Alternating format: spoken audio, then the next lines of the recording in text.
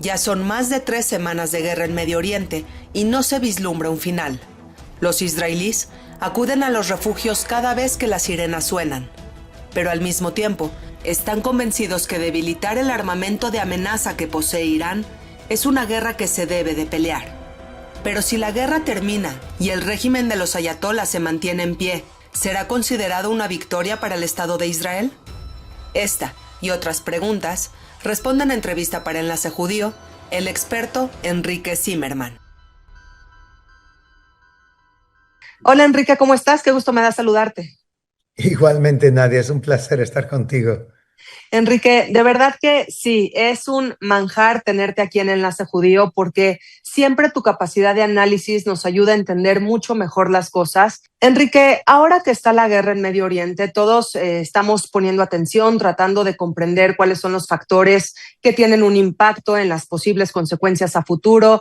Y la pregunta quizá que queda en el aire es, ¿cuándo, cómo, dónde y por qué se originó tanto odio entre los países involucrados e Irán? ¿En qué momento surgió esta hostilidad entre estos países, Enrique?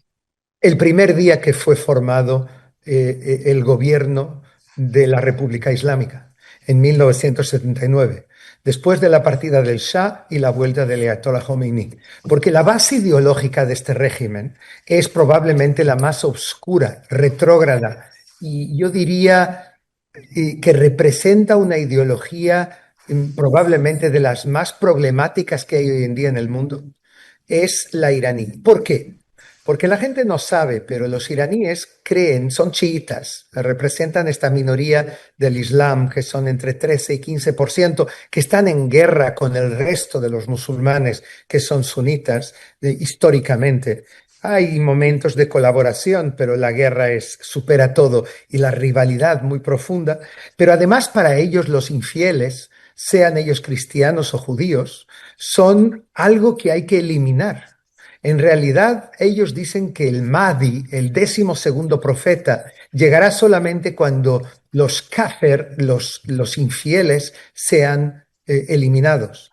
Y en este caso, yo creo que es el único caso del mundo en la historia en el que un país, desde luego en el siglo XX-XXI, en el que un país de Naciones Unidas amenaza casi todos los días, o al menos una vez por semana, a otro país de Naciones Unidas de querer borrarlo del mapa. Esto es lo que hemos vivido, al menos, yo diría quizás no los 47 años que dura la República Islámica, pero desde luego en las últimas 3 décadas esto ocurrió continuamente, y sobre todo cuando unes a eso la intención de este régimen de lograr poder nuclear para atacar un país tan pequeño como Israel, que es un país que es la mitad de Holanda, la mitad de Bélgica, menos que Massachusetts, es como Galicia en España, se puede borrar con pocas bombas nucleares. O sea que cuando hablamos de amenaza existencial, no estamos hablando de algo teórico, estamos hablando de un hecho real. Y sobre todo cuando hay, por un lado, la intención y por el otro, la búsqueda de los medios para lograrlo. Y Irán se ha acercado mucho a las armas nucleares y por lo tanto iba en serio en todo este proceso. Al mismo tiempo buscan misiles balísticos que llegan no solamente a Israel, estamos viendo qué impacto puede tener y qué peligro ha caído incluso en las refinerías de Haifa, que son un lugar lleno de productos químicos. Imagínate lo que hubiese podido provocar. Y al mismo tiempo tienes una intención de ahogar a Israel apoyando a todos sus aliados del Círculo de Fuego que el general Qasem Soleimani creó alrededor de Israel, y que su objetivo, lo vimos en el 7 de octubre, era acabar con el Estado judío. O sea que ellos utilizaron todos los medios a su disposición para eso, por lo cual la rivalidad con el mundo occidental, piensa que ellos tienen misiles que llegan hasta las capitales europeas y dicen que están desarrollando un misil que puede llegar a Nueva York en el futuro. Todo esto junto es una fórmula que obliga al mundo occidental a reaccionar, sobre todo cuando las negociaciones con ellos han fracasado una y otra vez. Exactamente, Enrique. Si suena tan claro, si realmente Irán es una amenaza importante para el mundo occidental, ¿por qué a la OTAN no le queda claro esto y no está prestando su apoyo a Trump? ¿Por qué una servidora pública del tamaño de la directora de inteligencia en Estados Unidos renuncia y dice que no está de acuerdo y que realmente Irán no representaba una amenaza? ¿Por qué esta situación, Enrique? Porque ellos se están refiriendo a lo mejor a lo que ocurre en marzo del 2026, esta semana o la semana que viene. Pero ellos no están tomando en cuenta lo que puede llegar a ocurrir en 6 meses o en 3 meses o dentro de un año. O sea, lo que estamos viendo aquí es que hay una bola de nieve. Es verdad que en junio del año pasado Israel dio un golpe muy fuerte. A Israel y Estados Unidos con sus B-2 dieron un golpe muy fuerte al proyecto nuclear. A mí no me gusta la palabra obliterated, que le gusta tanto al presidente Trump. Creo que es demasiado exagerada, pero sí que hubo una patada hacia atrás en el proyecto nuclear iraní, igual en los misiles balísticos, que como sabes, entre otras cosas, sirven a Rusia en su guerra contra Ucrania, que ya ha provocado 1,5 millones de muertos, nadie lo recuerda, pero ese es el hecho.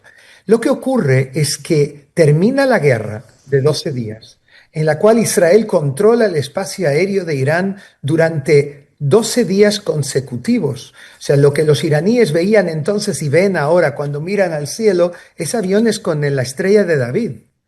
Sin embargo, ellos empezaron a organizarse rápidamente.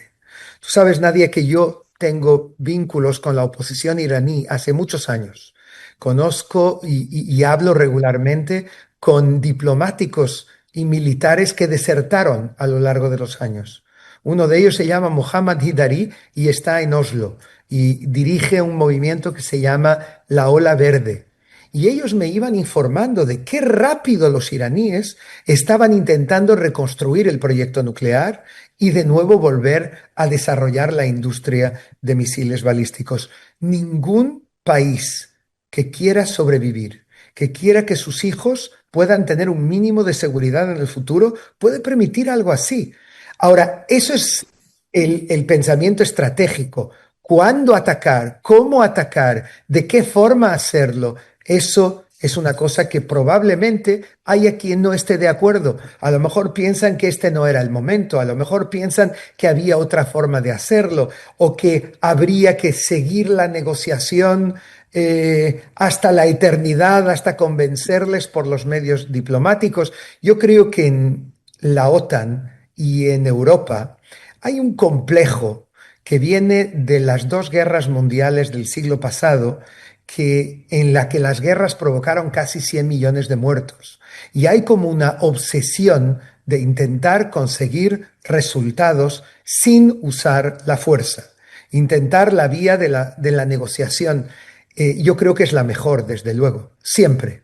Pero cuando no puedes, me pregunto muchas veces qué harían ellos si estuviesen ahora a finales de los años 30 y tuviesen por delante una amenaza como los nazis.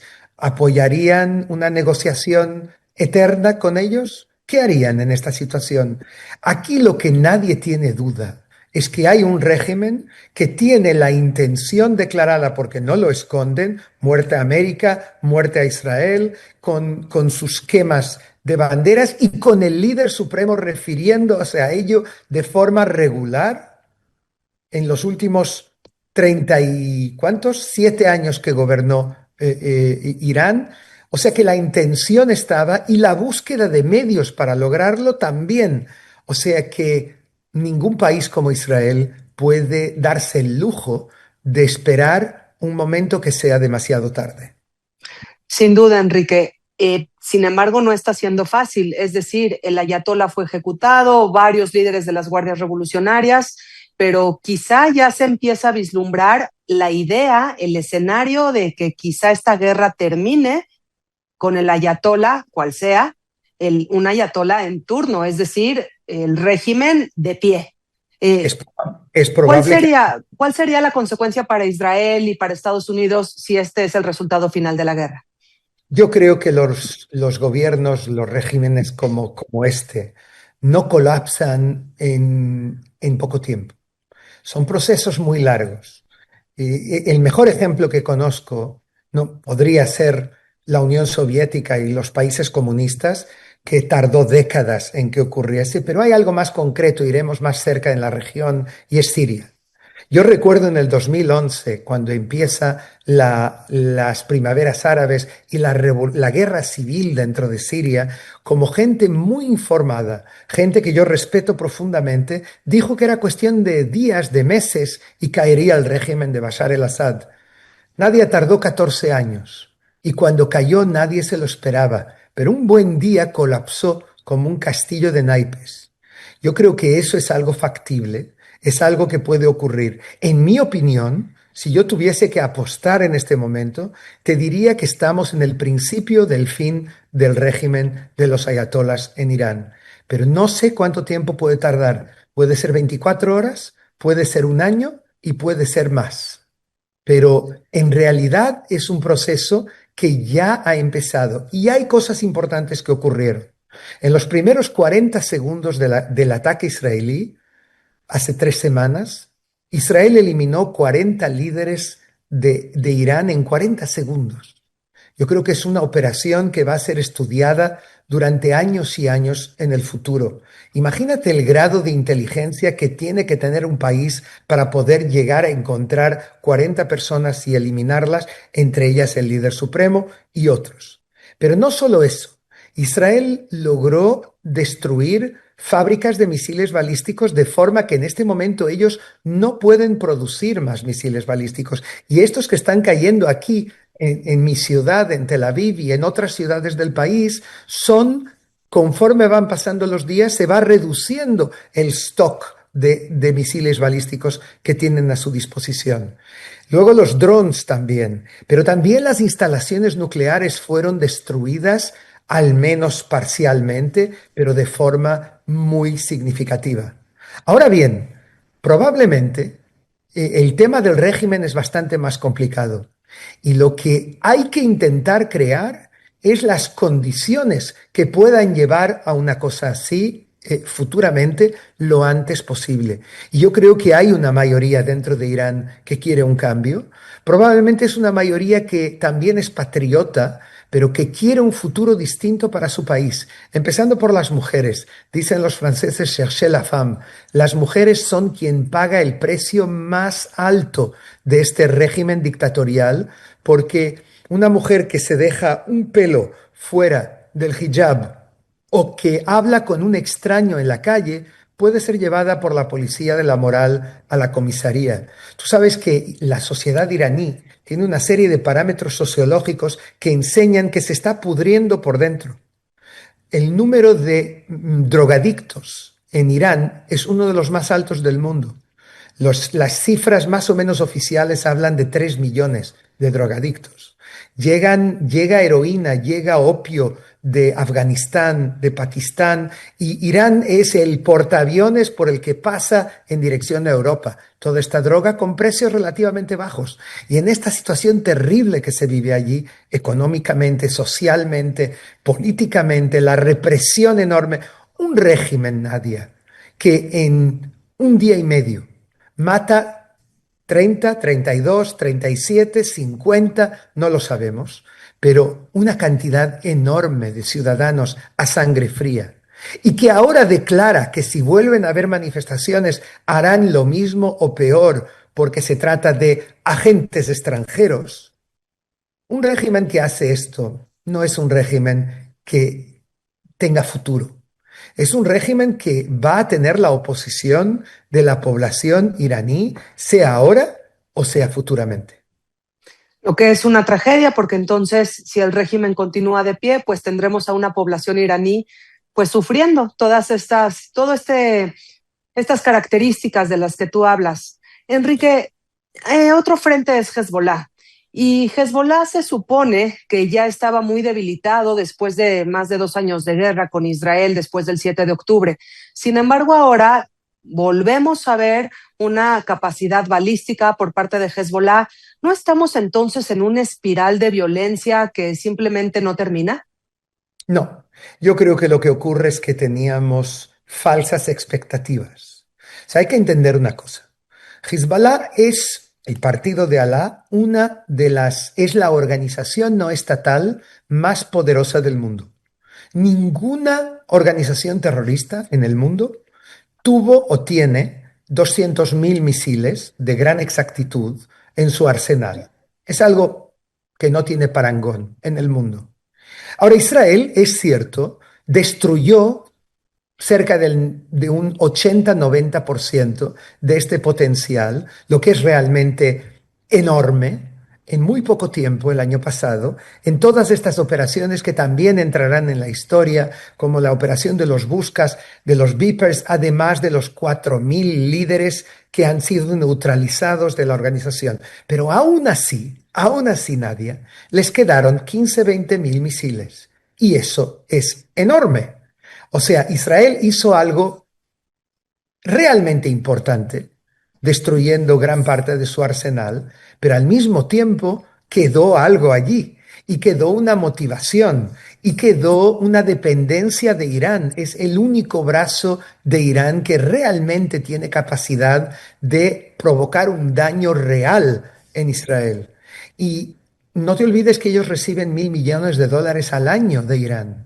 Entonces, de esta vez no pudieron quedarse de brazos cruzados porque es su industria, es su trabajo. Y ellos sabían que si no lo hacían, Irán iba a cortar este cordón umbilical con Hezbollah si por la segunda vez no lo hacían. Así que el líder de Hezbollah, que es un hombre mucho más débil que el anterior líder histórico que Israel eliminó, Hassan Nasrallah, yo te digo que yo en muchos lugares de Medio Oriente que visité, entre ellos campos de refugiados en Gaza, recuerdo haber visto fotos de Nasrallah enormes en los salones de las casas de las personas. Era el héroe de todos aquellos que quieren la eliminación de Israel. Entonces, de repente, este hombre murió, fue eliminado. ¿Y sabes cuándo? Cuando estaba en el búnker viendo el discurso de Benjamin Netanyahu en Naciones Unidas.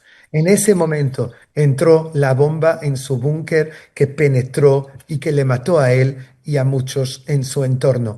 Hezbollah no es lo mismo que era hasta el 2025. Sin embargo, sigue teniendo algo de poder y una motivación aún más grande para intentar castigar a Israel. Y por lo tanto, aquí está ocurriendo algo muy importante del que fuera de Israel no se habla suficientemente, y es que el presidente de Líbano, que se llama Joseph Aoun, que es un cristiano maronita, ex oficial del ejército libanés, él ha declarado a Hezbollah como organización ilegal.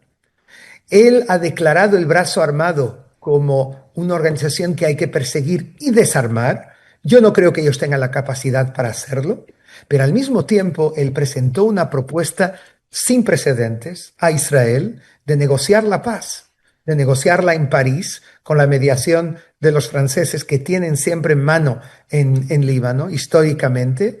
Y esto es algo que es posible que ocurra próximamente, y la sorpresa es que los sirios del ex yihadista Ahmed Ashara o al-Jolani han pedido unirse también a ello y firmar un acuerdo de seguridad con Israel. O sea, que hay un efecto dominó alrededor de toda esta guerra, más allá de las amenazas, más allá de que para la población del norte de Israel en este momento son días de suplicio. Porque créeme, Nadia, a veces cae el misil antes de la sirena o 5 segundos después. Entonces es realmente una situación muy dura, muy difícil. Pero incluso aquí en Tel Aviv, son aquí casi las 9 de la noche. Desde ayer a las 11 de la noche hemos corrido al refugio 11 veces. 11 veces. ¿Tú sabes lo que esto es? Durante la noche, mientras estábamos en la cama, corrimos al refugio 5 veces. O sea, ¿cómo puedes mantener? Los israelíes dicen, let my people sleep, es el chiste. Ves carteles que ves y la gente bostezando. Realmente es una situación dura, sobre todo que escuchas los booms toda la noche.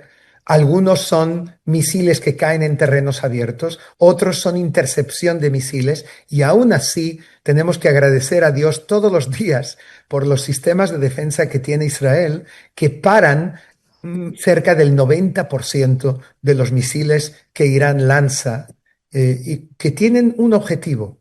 Si el objetivo, y esto es un punto muy importante, si el objetivo en junio del año pasado, en la Guerra de los 12 días, eran los lugares estratégicos israelíes, en este momento ellos apuntan directamente a las ciudades, a los centros de población. Si entonces la lucha era sobre el tema nuclear y los misiles, en este momento la lucha es una lucha económica, porque es la única que ellos pueden llevar a cabo. Y por eso ellos están estrangulando el estrecho de Hormuz, por eso ellos temen ante la posibilidad de que el presidente Trump quiera ocupar la isla de Harj, por donde pasa 90% del petróleo y del gas iraní. Piensa que ellos son la tercera potencia petrolífera del mundo, después de Arabia Saudita y Venezuela, y la segunda en gas. Entonces para ellos son 50.000 millones de dólares que entran todos los años. Si Estados Unidos y o Israel paran esto en Harj para lograr la apertura del estrecho de Hormuz y que tú no tengas que pagar más dinero por la gasolina que vas a poner en tu coche mañana, eso es algo que les amenaza a ellos y que yo creo que les ponen un problema, pero ellos están atacando todas las instalaciones petrolíferas y de gas de la región. ¿Y sabes qué está pasando, Nadia? Están creando una coalición entre Israel y los países árabes sunitas, Arabia Saudita, Emiratos, Qatar incluso, y también Omán, Kuwait. Todos estos países se están uniendo. Yo he escuchado ahora declaraciones del ministro de Exteriores saudí diciendo, señores, llegó el momento de pasar a los hechos, hablando de la posibilidad de un ataque militar contra Irán, ya que Irán no para de atacar estos países. Sin duda será una consecuencia sumamente positiva de esta guerra el acercamiento entre Israel y todo el bloque sunita. Gracias, Enrique, por hablarme de esa parte, porque tú eres sí un extraordinario analista, pero también eres un ciudadano israelí que se está levantando por las noches, que se está yendo al refugio una y otra vez, y esto también me parece sumamente interesante. Aprovechando esto, tu perspectiva desde dentro de Israel, quisiera preguntarte sobre Netanyahu, porque antes de la guerra teníamos a gente pro Netanyahu, anti Netanyahu, estaba la población muy dividida. Sin embargo, parece que ahora pues su popularidad ha crecido debido al apoyo israelí que hay ante sus decisiones, ¿cierto? Sí y no. Te voy a explicar qué ocurre. Por un lado, obviamente los éxitos de los primeros días de la guerra fueron notables. Y te puedo decir que la mayoría de mis amigos con quien yo me reúno y mis hijos y mis vecinos con los que paso una intimidad enorme en los refugios, todos me dicen, tenemos que esperar que esto acabe. Hay que dar la oportunidad para acabar esta guerra, impidiendo que ellos tengan bombas nucleares, impidiendo que ellos tengan más misiles balísticos. Si no, volveremos a lo mismo dentro de un año. O sea que en este caso, Netanyahu recibe la luz verde incluso de población que nunca le votaría en este aspecto. Y los éxitos de Israel han sido y están siendo notables a pesar de todo. Sin embargo, yo creo que en las encuestas a mí me preocupa un hecho y es que el apoyo a Netanyahu no se altera de una forma notable. Más o menos es el mismo antes de la guerra y ahora. Hablamos de unos 25 escaños. Es el partido más votado, eso sí, pero la oposición que ahora empieza, hablábamos siempre de Naftali Bennett, ahora Gadi Eisenkot le está pasando a Naftali Bennett. Gadi Eisenkot, que fue jefe del Estado Mayor del Ejército y que es un hombre que tiene un anticarisma, pero al mismo tiempo es muy respetado porque es visto como una persona muy recta y un pragmático. Al mismo tiempo, lo que estoy viendo ahora es que ellos tienen más posibilidades, la oposición, de crear una coalición. Pero mi gran temor, si te digo, es que lleguemos de nuevo a la situación que tuvimos a partir del 2019, en que durante 3 años y 7 meses tuvimos que tener 5 elecciones. ¿Por qué? Porque nadie lograba formar un gobierno. Yo te diré mi sueño personal, que algunos en Israel comparten, no muchos, y es que formemos un gobierno de unidad nacional que tenga las principales fuerzas políticas, porque es necesario reconstruir el país. Tenemos que reconstruir el norte, reconstruir el sur, salir del trauma del 7 de octubre y del trauma de dos guerras contra una potencia como Irán. Todo esto exige un esfuerzo nacional muy grande y quisiera que la energía en esta etapa no se pierda en luchas entre los vivistas y los antivivistas, que es casi como una enfermedad crónica en la sociedad israelí. No sé si va a ocurrir o no. Yo creo que tendremos elecciones este año. Pueden ser en junio o en septiembre o en octubre. Junio, julio o septiembre, octubre.